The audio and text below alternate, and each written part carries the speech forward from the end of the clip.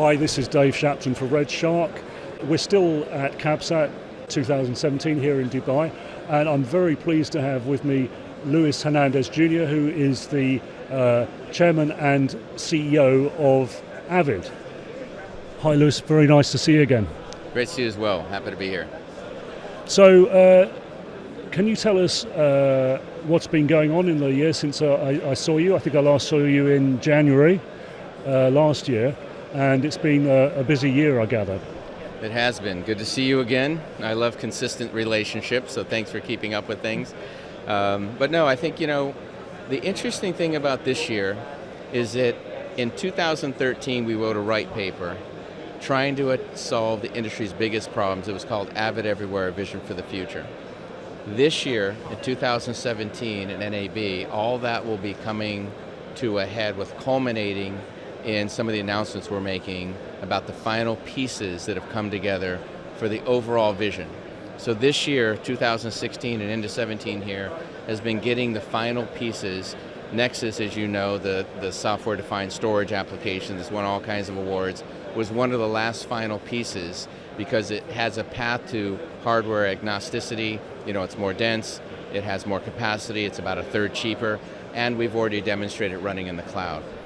Can I, just for the benefit of people who haven't come across the concept, software-defined storage, that's obviously different from RAID. How is it different?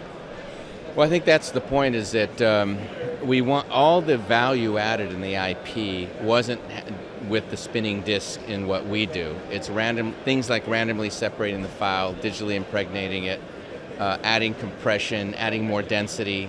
So it's how we optimize the actual storage capacity. So the reason we wanted a separate software layer from the hardware is so that you can work on whatever the lowest cost hardware is or put it in the cloud.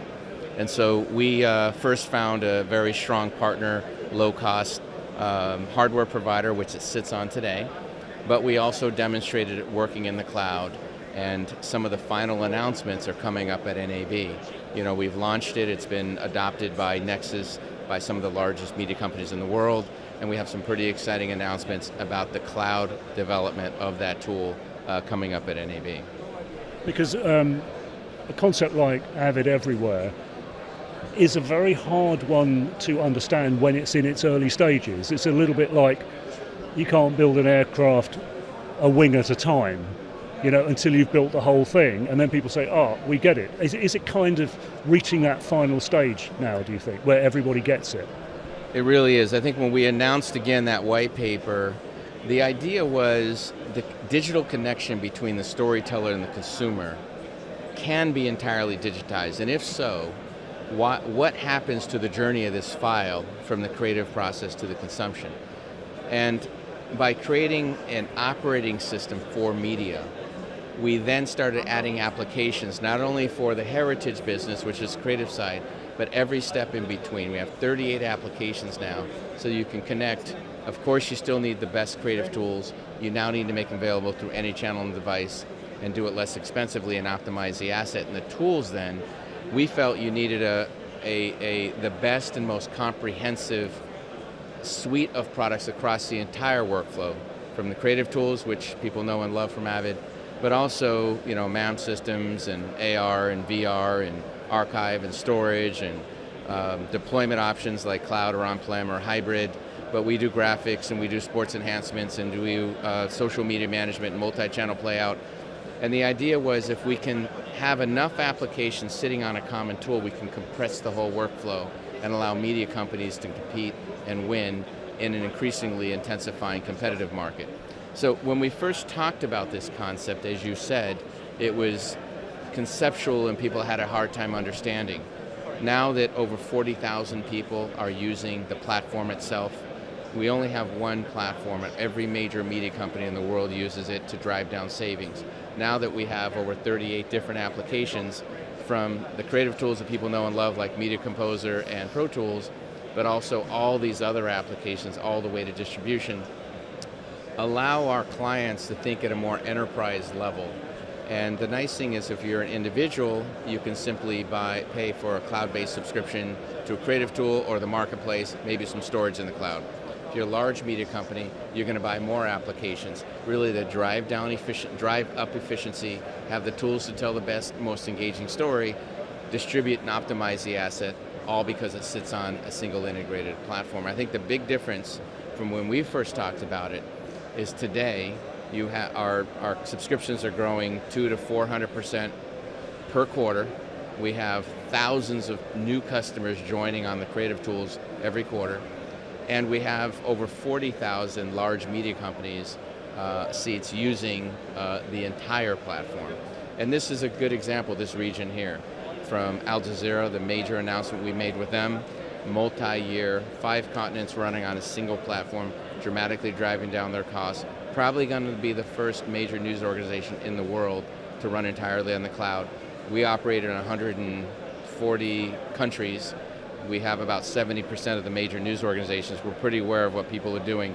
I believe this region will likely have the first full cloud deployment using the platform. I can well imagine this region is very quick on the uptake when there's a paradigm change. They don't have any legacy to worry about. They just move straight into the new paradigm. I was going to say to you, for people who are not familiar with the concept of AVID Everywhere, it might seem like they have to make some enormous commitment and throw away all their existing stuff, or maybe not use what they consider to be the best of breed. But I don't think that's the case, is it? You're able to plug in or allow other manufacturers' devices and software to plug into the platform. You hit it on the head. It's no different than this iPhone here. So the operating system underneath these apps, the iOS, is what we built. It's called AVID Media Central. And the difference is there's a lot of platform for certain steps in the workflow. This handles the entire workflow, everything. And therefore we knew that we not only wanted to add our applications and then have more choices to complete the whole workflow, but it needed to be open so that you can certify any third-party app. We have a large group, as you know, with AVID Everywhere.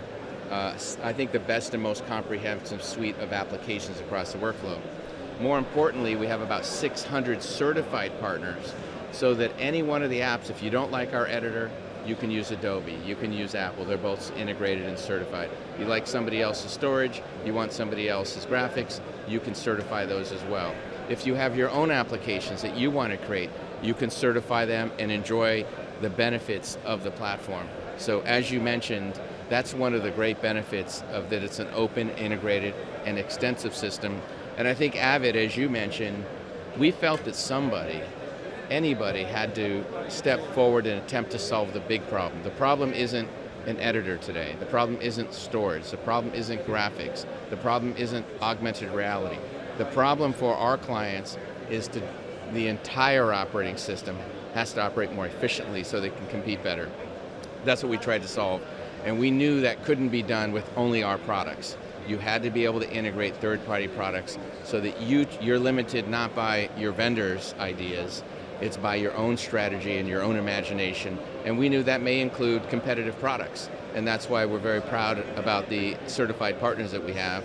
We often promote Adobe, for instance, because now Adobe clients can use things like Nexus that they couldn't use before. They can take advantage of the platform benefits. I mean, people were really shocked to see Adobe on stage with us and showing that they're an option to the platform like any other app that you can download. Luckily, we are winning our fair share with Media Composer, which is a fantastic product in its own right. So I just wanted to wind up and ask you, as an accomplished technologist, where you think we might be in 10 years' time. And I don't mean just with reference to AVID, where the landscape, what the landscape will look like in 10 years' time. And I realise with exponential progress, that's virtually impossible. But what is your gut feeling as to where we will be in 10 years' time, in very, very high level terms? Well, I'll give you a scoop to answer that question, by the way. At AVID Connect, the 2 days before NAB, we'll be launching my new book. It's called The Storyteller's Dilemma, How to Navigate the Digital Age for Media. And it'll actually walk through this digital transition, the economic model by segment, some of the unintended consequences, and our vision for where things are going. So I encourage you to I know you attend our events. So Definitely. But let me tell you a few snippets in this topic that you mentioned. Obviously, immersive, more engaged storytelling will become more critical. if you think about the industry, just telling the best stories and connecting to your audiences, and more ubiquity about how that consumption pattern happens. We think there has to be a reallocation of investment on how the economics work to make sure our clients remain sustainable, because new channels of distribution enjoy different economic models, and we think changes need to be made to make sure it's sustainable. In terms of how our clients operate, we think a model like AVID Everywhere is not just a common platform with apps that you can select, but the common UI where you go onto the platform and the apps that your organization's purchased will not only appear, they'll be tailored to the user. So that if you're a news gatherer or the production manager or the director, you'll have, based on your role, the screens will look different to make you more efficient. Of course, they'll be available anytime, anywhere, etc. So I think you'll continue this evolution of the infusion of technology on this storytelling, which is part of our social fabric, will just continue to accelerate. Stories will become more immersive, more engaging. Analytics designed to push content based on profiles, even using that analytics to dictate how we work within an organization. That's the world that we see coming, and we're hoping that AVID's at the forefront. Fascinating insight. Lewis, thanks ever so much. My pleasure. Great to see you again. Thank you.